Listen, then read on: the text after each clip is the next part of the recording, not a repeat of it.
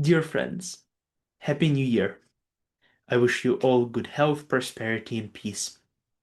Many pleasant and productive meetings, good friends, and amazing travels. I want to tell you how this interview came together. I was so lucky that my interviewee, a most interesting person, agreed. We met via Zoom a week before New Year. We had a heartfelt conversation. But I didn't really ask a question about my guest meeting with the Pope. So we had another meeting on January 1st.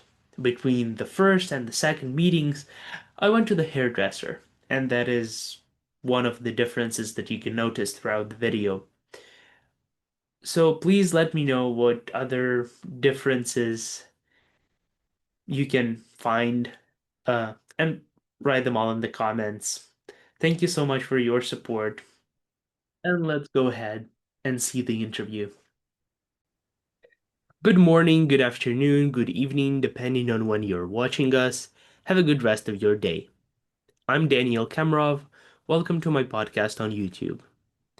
Today I have a guest, an outstanding expert in communication, including interfaith dialogue from Germany, Eva Haller, president of the European Janusz Korczak Academy. Dear Eva, thank you for the wonderful opportunity to learn from you, from the person with rich human and professional experience who knows very well the value of dialogue in the family, in the community, and in the society. Thank you so much for the opportunity and agreeing to be interviewed. Thank you for being today with you. My dream and passion is traveling. I believe that meeting new people and learning from them, visiting new places, facing new traditions, is the way to understand other people and what you want to achieve in life. You haven't just traveled, you have lived in many different countries. You were born in Romania and raised in Vienna, studied in New York, Brussels, and Tel Aviv, and volunteered in Frankfurt, Dusseldorf, and Krefeld.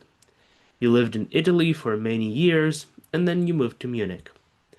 How did you end up living in so many different cities and countries? And maybe you could just tell us a little bit more about yourself.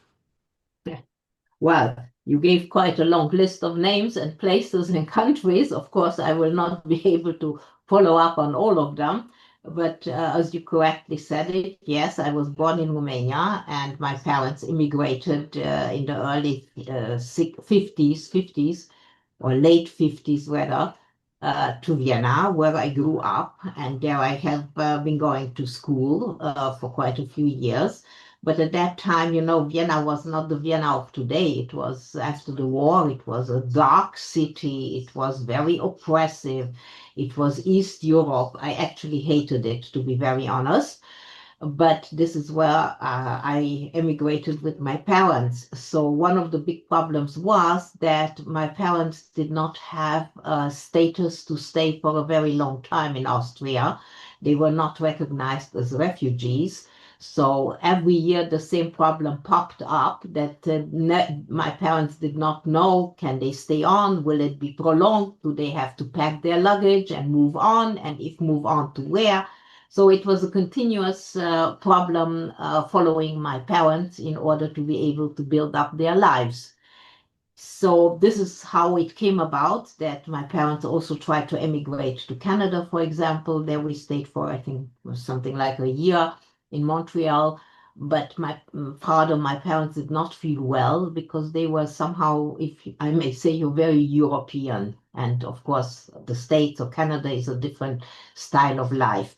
So again, we turned back to Vienna, and again, the same story went on that we didn't know, can we stay? Can my father build up his business? Do we have to leave again? So this continuous not knowing how life will move on took quite some time. And fortunately, if I may say so, the brother of my mother immigrated also from Romania through another channel, and they came to New York. They immigrated to New York. So the brother of my mother immediately said it would be great to have the family together again, being that my mother was by that time, I think, the only still living sister for my uncle. And he offered and his family to give us an affidavit that is, I don't know if you know what an affidavit is. It's a security for immigrants who want to go to America. I don't know if today it still exists in the US, but at that time it did. So the relatives had to give a guarantee that they take care of the family who wants to immigrate and not the state. Okay, so my uncle did that, and that was at the age of 16 how I really convinced my parents to leave Vienna and we should emigrate to New York. Now, I do not have to tell you what it meant for a young girl of 16, this excitement to move from a dark, dark, depressive Vienna of those days into a glowing, sparkling New York. Of course, first in my fantasy, but that's how I imagined it. And that's how it was, of course. So, well, the moment I emigrated to New York, it was for me heaven on earth, because you can imagine that a young girl coming from an oppressive old European city after the war into the light of the new world was really a unique challenge to live in. So I loved it. I went to school there. I continued also. I won a scholarship, by the way, to Columbia University. I don't know if I mentioned that already before. And I was also doing my high school diploma, but I was already at the same time in parallel in college. So life was just beautiful and I enjoyed it.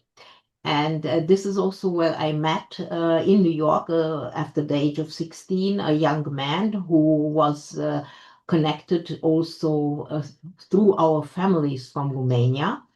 And this young man, in much later years, I married then in 1970 because he moved to Israel. That's how I also got then to Israel. And he became my husband and the father of my children. So, as you understand, moving from one country to another country to another country was not really my choice, if you want, except for New York, of course, which was definitely my choice, but it was destiny. And every step that I took on this road from place to place, from country to country, from language to language, was a challenge, but it was also an opening a door into a new world. Yes, culture, identity, language, and excitement. I think this is a good enough reason. Definitely.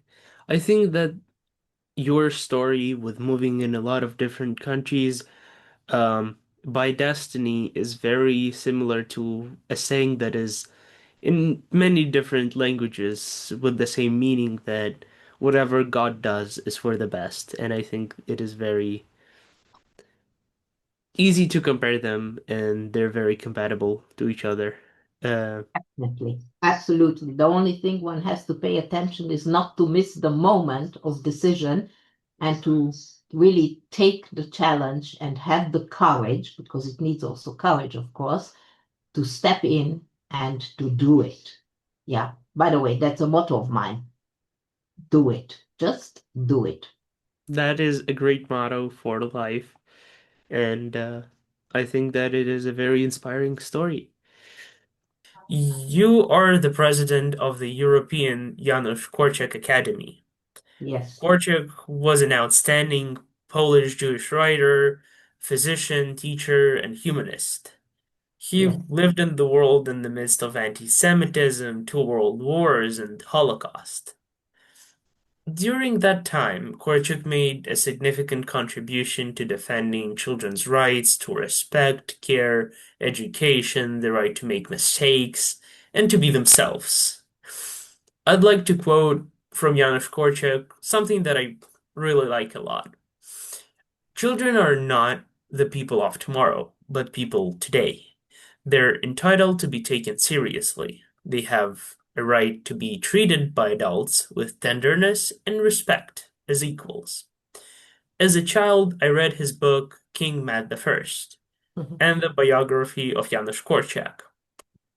When I think of him, I have conflicting feelings. Korczak did a lot to protect children's rights, but also he couldn't save the lives of the children in the Jewish orphanage, or his own either. Why is the academy named after Korczak? Because you see, I'm the president, as you said correctly, and I'm also the founder of the European Janusz Korczak Academy, but I'm not alone. I have a partner who is today the director of the academy. I don't know how much information about our academy is known by your listeners. We founded it in 2009. That's when we founded the Janusz Korczak Academy. At that time, or before that, I moved to München in 2006 from Italy, by the way. Yeah, my last stop before coming to Munich was Italy. So I moved to Munich because of personal changes in my personal life. And I was working for the Jewish community here in Munich. And there I met Dr. Stanislav Skibinski, that is the name of the director. And there was, as many times between human beings, a click where you feel you are soulmates. Yes, we are no lovers, we are soulmates. And we were working together in the Jewish community. He was the head of the youth department. Then he moved on into the board of the Jewish community in Munich. And there is a law which says that if you are doing voluntary work in the board of the community, you cannot be also on a salary in a certain department as a director. So he moved to the board, and there was a vacancy. And I did not really feel at my age, you have to know at that time I was already 59. Okay, so my hair was turning gray towards white. Now I'm already good white. And I felt, okay, until somebody else will be found who is young, who is eligible to be the head of a youth department, I will just take it over at that moment. So I was there for, I think, about 6 months working, so to say, as the head of the youth department.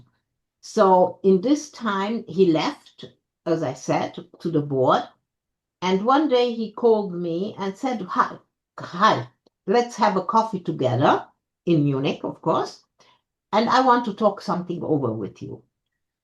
And we met in this famous San Francisco coffee shop in a very central place in Munich. And he started telling me, actually, which I did not know in all this time before, who he really was from his background. So he was an educator, and he was also a Korczakian, a real person who was a director in St. Petersburg before he left Russia. Yes, so he was actually the pedagogue, the educator in the heritage of Korczak. So I heard in that coffee house for the very first time the name of Janusz Korczak and his story and his history. And we were sitting there for, I don't remember, 1 hour, 2 hours, 3 hours, anyhow, for a long time, because there was a lot to instruct me and to let me know who Korczak was. And I was listening to this very carefully, and I said, Stanislav, what is it that you actually want to tell me? So he said, look, I'm not so very happy in the board where he was now.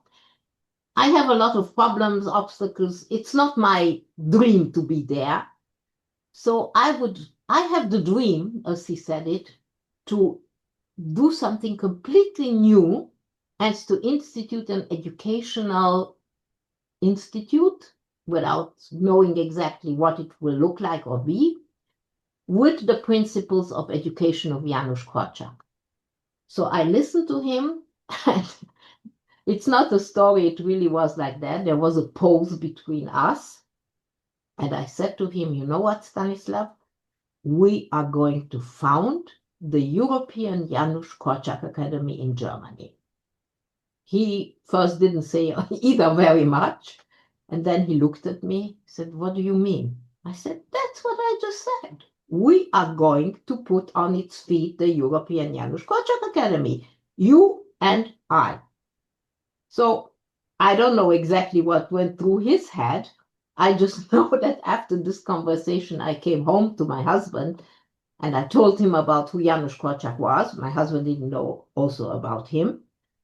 And then I told exactly the same sentence to my husband. And my husband, I'm sitting in the same office, by the way, here. And my husband used to sit here on my left side. And my husband said, tell me, would it not be okay if you just start with Stanislav, the Munich Europe, Janusz Korczak Institute, or the Bavarian? What is your crazy idea about the European Janusz Korczak Academy? I mean, what is this nonsense? I said, it's not a nonsense. That's what we'll do. Of course, nobody believed me. Not Stanislav, not my husband. But it was an idea which started working on us. And that was the beginning of the European Janusz Korczak Academy. That's a very inspiring and a great story, I think. Yeah, Uh, I think that's a great motivation maybe for someone who wants to start something or thinking about starting something or just a motivational, yeah. great Well, you motivational said story. it, one has to think big, correct? Of And course. you have to know there are two words in my life since that moment on. The one of them is the sky is the limit. And I really live according to that in all the senses. And the second thing, which my whole team knows when there are new ideas coming in, because we are a team now and we are working on many fields, I listen to the idea, whoever it is, and what makes us special is that you can really start grassroots with us. You have an idea, come to us, we'll try to do it. Yeah. And the second word which makes it is let's do it. That's my own story. That I think that is great. Just be prepared to I don't know if there is such a thing as being prepared. It is maybe, in retrospective, if I may tell you, I see today where I am at this moment in my life. I started it that way, that I had to go from, I'm 77 years old, okay?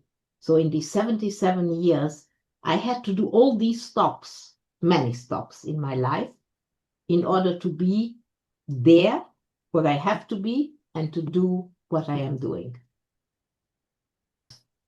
could you maybe tell a little bit more about the Academy and its projects now? Yes, of course. Well, I'm sure that you will give afterwards our websites. We have two websites that you have them, so you will probably introduce them to your listeners. The www.youthbridge.eu, that is one of our projects. It's Youthbridge, is young people building bridges, and that's the intercultural, the interfaith program, which we are doing already since 2017. And believe it or not, I brought it from New York to Germany. Well, you see, New York is still in my life, very actively also.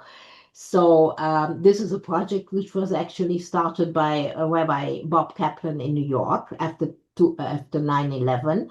And I took the same model because with him together, he said, yes, take it to Germany and let's see how you develop it according to the needs of Germany, because you cannot transfer one-to-one things. So we did that. And this is a very important project. We have actually let's say, two columns of our educational system in the academy. The one is for the interior or Jewish education. We educate Jewish people, not in the religious sense that they learn Hebrew or they learn Tanakh, but they learn everything about Judaism besides the basics of Judaism in religious sense, whether it's cultural or whether it's artistic or whether it is literature or whatever. That's number one. We are also partners, just for you to know, with Jewish Agency for Israel, and we're doing practically all educational programs for them in all of Europe, which is another foot which we have. And then the second is this specific interfaith and intercultural education, which is my specialty. This I do personally. The other one, Stanislav, does more. You know, we are divided within our academy with the certain expertises, of course. In the meantime, we are already experts in certain, not in certain specific subjects, like fighting anti-Semitism is one of our expertises here in Europe. And believe it, that unfortunately is more than needed, mainly what you hear about the 7th of October, the rise of this craziness going around the world. And well, and Youth Reach is my specialty.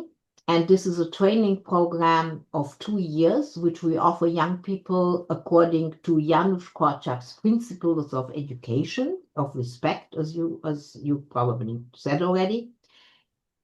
From the age of 14 until the age of 23. We mix them also within this age, and they are being taught and learning all the necessary tools for being the next generation of leaders.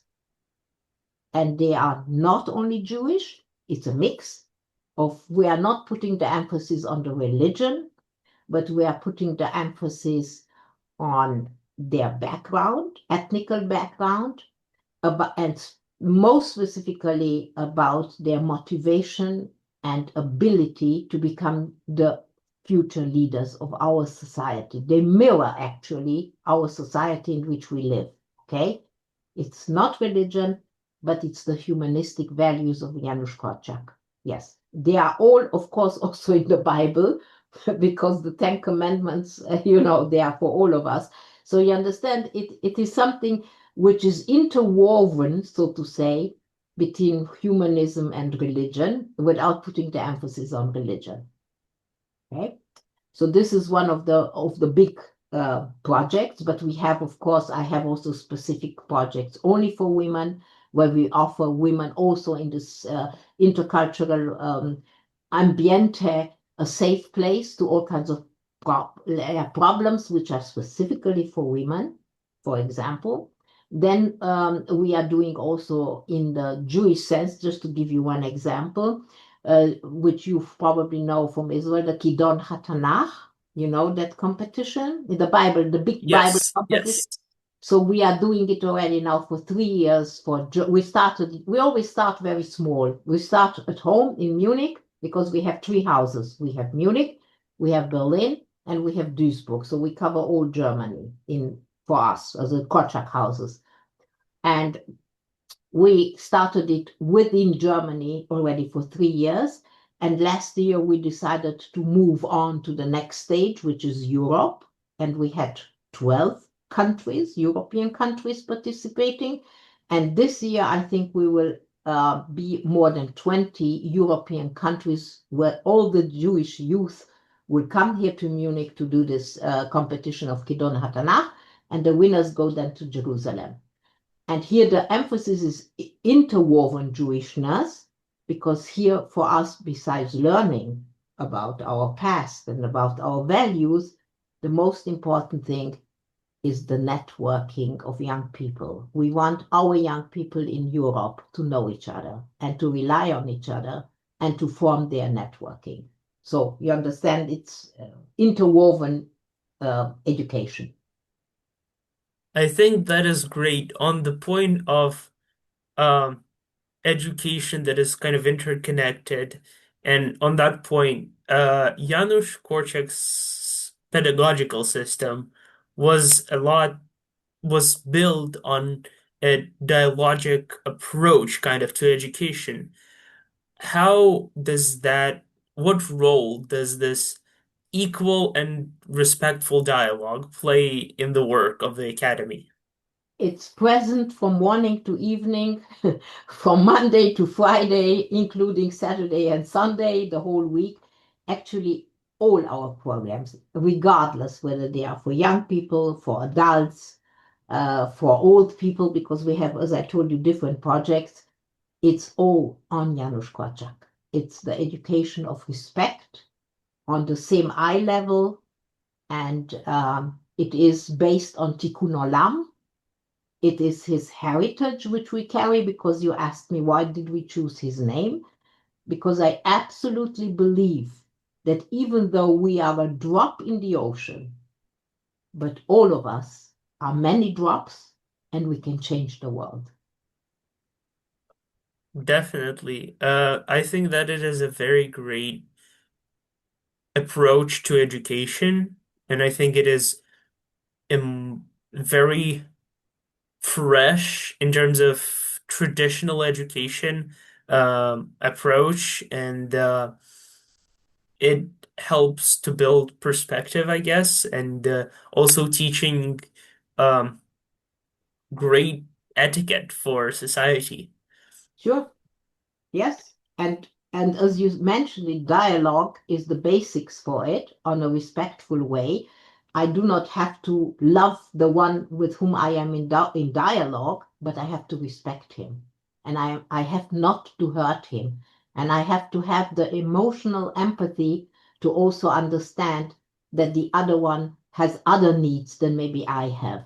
And I think that is partly Janusz Korczak, more than just partly. That's the basics of Janusz Korczak. And I think that it is most important to learn how to respect the other one in order to give him space and respect. Yes, to keep Yes, dignity. That's very important, to give every human being the dignity he deserves, even if I'm not on the same level of being of the same opinion. definitely. Recently, you and the Academy's project participants met with Pope Leo XIV. Please, could you tell us about that meeting? What was it about? What did you discuss with the Pontificus? Yeah, well, that was really very exciting, if I may say so. Well, I told you already about one of our important interfaith, intercultural, and interfaith projects, which is called Youth Bridge. And I also told you about that. Actually, originally, I took it from New York and adapted it to Munich and to Europe. Um, in this project, we are every year having travels, because it belongs to the development of a human identity, also to learn about other countries, other languages, all that which I told you before is part of the curriculum.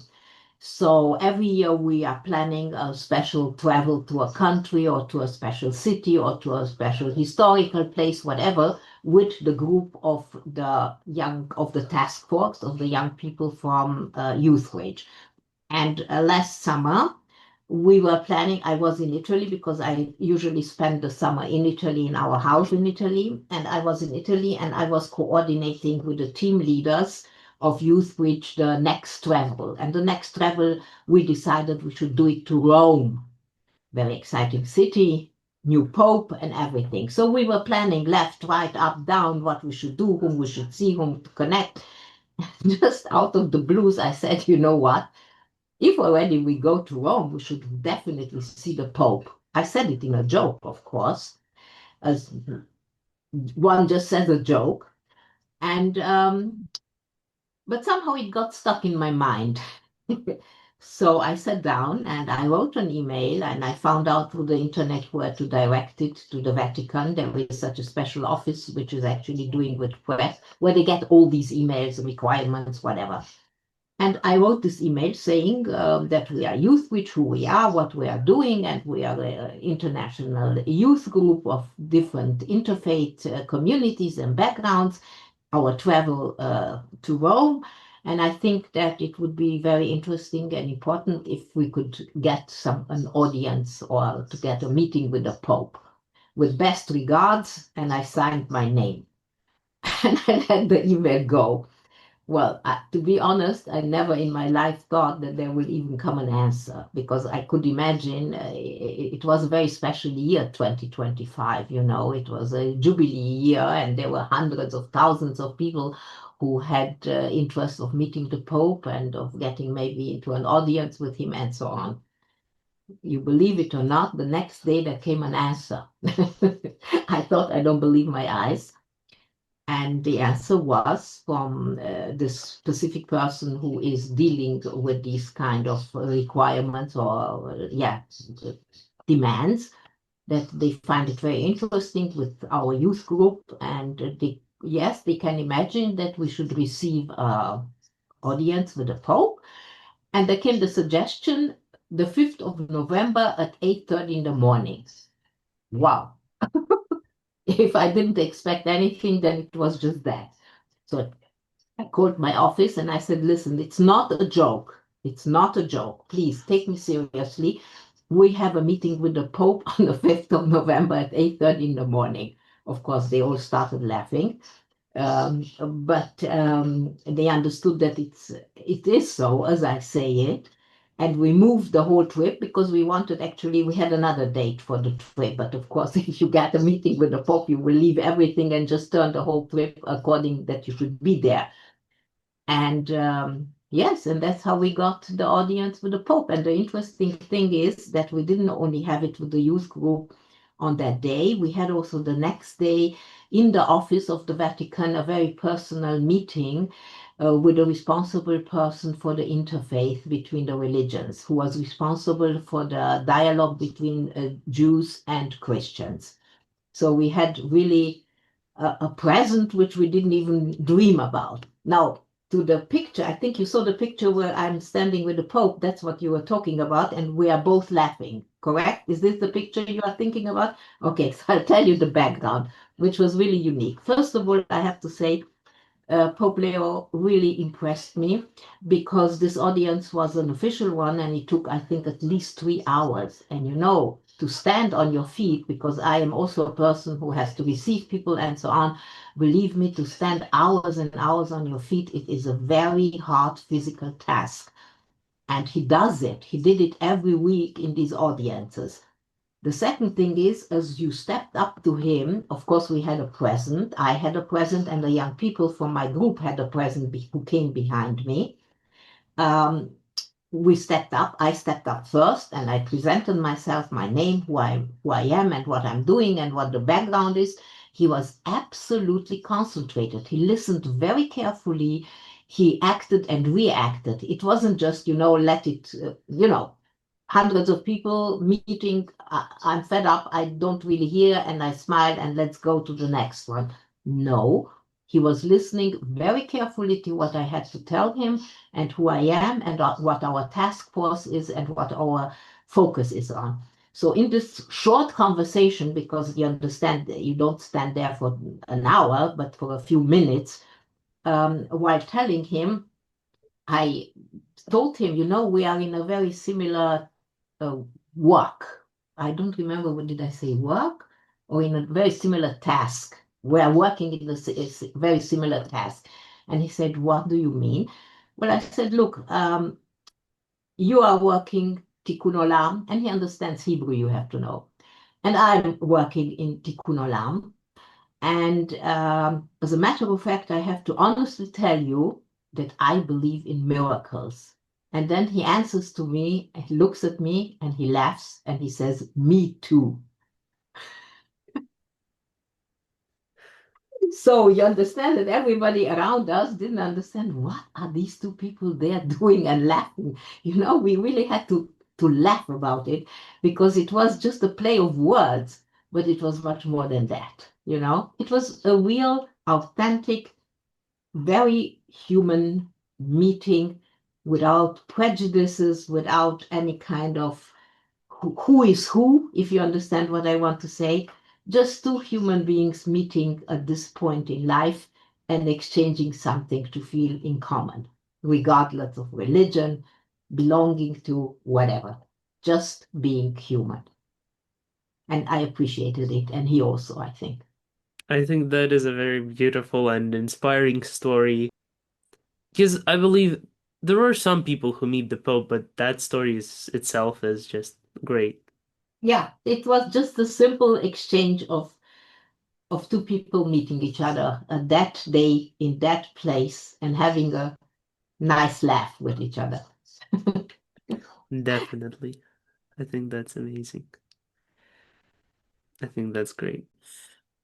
I have a tradition on my channel that one of the questions I start with a joke, uh, particularly a Jewish joke. So here it is. A man brings some very fine material to a tailor and asks him to make a pair of pants. When he comes back a week later, the pants are not ready. 2 weeks later, they're still not ready. Finally, after 6 weeks, the pants are ready. The man tries them on, they fit perfectly. Nonetheless, when it comes time to pay, he can't resist a jibe at the tailor. You know, he says, it took God only 6 days to make the world, and it took you 6 weeks to make just one pair of pants. Ah, the tailor says, but look at this pair of pants and look at the world. The tailor is full of pessimism about the world. And it's no secret that today a person with a beard, a sidelocks, a yarmulke, or traditional Muslim attire on the streets of some European cities or elsewhere can provoke hostility and even aggressive actions against them.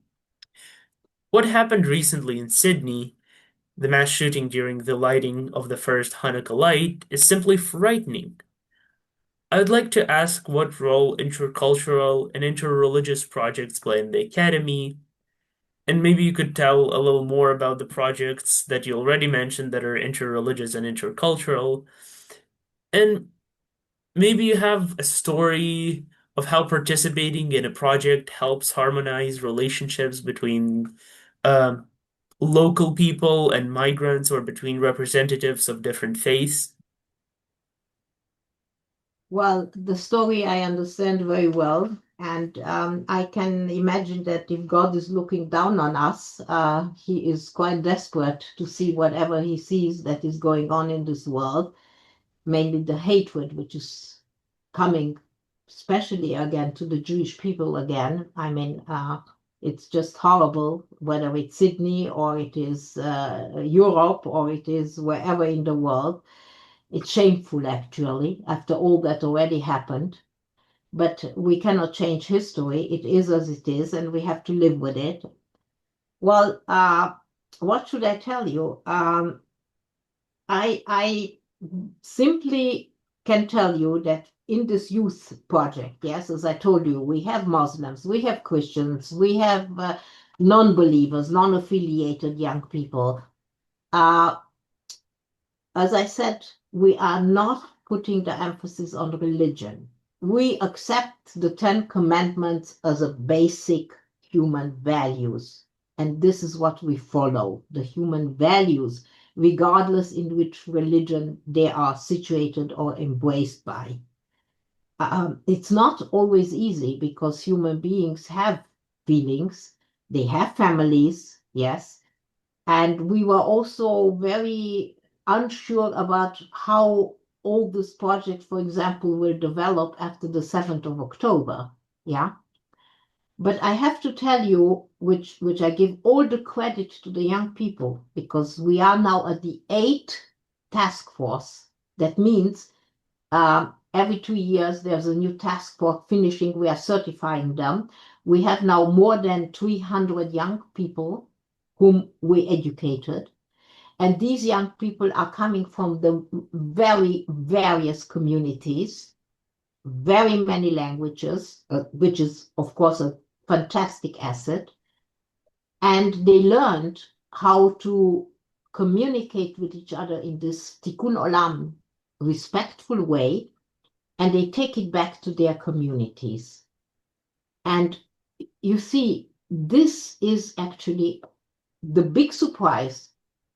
Just the other day, we had what we call here in Germany Weinuka. It's Weihnachten, it's Christmas in German, Weinuka, Weihnachten, and Hanukkah. We call it together Weinuka. You can go to the internet on Instagram and you can see the short video, which has, I think today it was released on YouthBridge. You can look for it. Can you imagine that at this, 2 days ago it was, there came our participants from the first task force. We did not lose one. They go away, they study wherever, They come back, they keep the contact in this network because they understand the value of the networking for their own future. And what it means that if there is trouble someplace one day, it's just one telephone call away. And this is a treasure which they understand and they cherish. And I think this is the only way for the future. I don't know anything else, how we can help against hate, against discrimination, against mobbing, against whatever you want to call it. I think it's the personal relationship to another human being whom you respect. Even if you are not of the same opinion politically or whatever, but you give him the credit of being a respectful human being with a dignity. I repeat myself here, but that's the basics. Definitely. You also mentioned earlier the concept of Tikkun Olam, which is Hebrew for improving the world we live in. There is also another concept that maybe complements Tikkun Olam, which is Tikkun Halashon, Hebrew for correcting the language. Correct. Do you think it helps, it addresses the way we conduct dialogue, or, for example, paying attention how parents and children communicate, or the etiquette of interfaith dialogue so that everyone feels comfortable and respected when participating? Definitely, because I can assure you that bad words can hurt and they will never be erased from the memory whom you hurt. So words can really kill also. Now it's very extreme what I say. And I think that this second principle is at least as important as the first one, not to overgo borders, to know when to stop, even if you're angry or if you're excited or whatever you are, one has to know where to stop, not to hurt the other one. And language is a tool to hurt. In order to build bridges, and this is what we are trying to do, whether with language, with body language, because body has also a language, I think it is the basics of the Tikkun Olam. And I think it is definitely a possibility, and it is even more than a possibility to all of us to do our best on whatever level we are, whether it's low level, middle level, high level, it doesn't matter. But each one of us can contribute to a better tomorrow. And I think this is what is the bottom line of my personal work and being engaged, and of course of the Academy. And this is what we are trying to give on to the next generation. Thank you so much. I have one last traditional question I Yes, ask everyone who I leaves. know. Yes, please. Of course. If you had the opportunity to ask God one question, what would that question be? It would not be a question. It would be a wish to give me the strength and to give me the power of my intellect, whether physical or intellect, to accomplish the Tikkun Olam. Thank you so much, and thank you for all your work that you and the Academy does for Tikkun Olam, for repairing the world, and for also educating youth and people around the world of different faiths, and for the opportunity to learn from you. Toda rabah. Thank you very much. I wish you Shabbat Shalom. Because now I'm going to our Friday night dinner. We'll have Kiddush. We are keeping it traditionally. We have also guests. And all the best to you. And maybe we will have the occasion, if you ever come to Germany or wherever we come to Israel, we come regularly to Israel also with our youth to meet. So keep in touch with us. Definitely. Thank you so much. And Shabbat Shalom to you as well. And I would like to say to our viewers, thank you for watching my channel. Please react to the podcast, like, repost. All reactions are very welcome and are very important to me. See you soon on the podcast, Keeping the Faith.